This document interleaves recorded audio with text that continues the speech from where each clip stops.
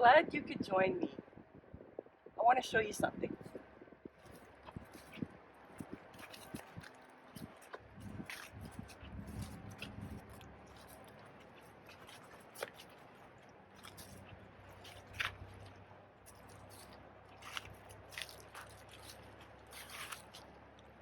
I've brought you to this creek to tell you a story. Just take a moment before I start to sense the spirit of the water as it's moving. It has its own music if you take the time to listen.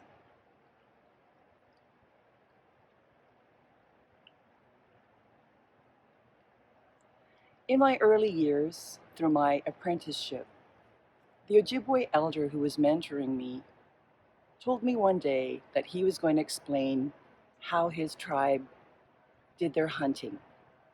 My response was, no thank you. I'd rather graze on grass. I had no interest in finding out how an animal was slaughtered. That was not the point of his story. And now I'll convey that story so that you could learn what I learned on that day.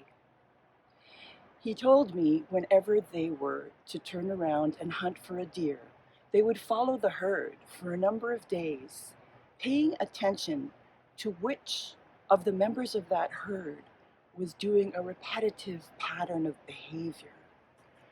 That is what he concluded was going to be the choice, and they would do the appropriate ceremony, giving thanks to the spirit of that animal for sacrificing itself.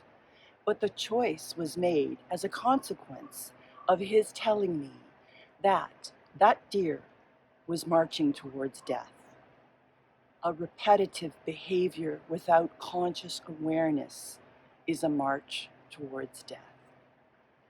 Are you alive like this creek, always moving, making your music, or are you marching towards death?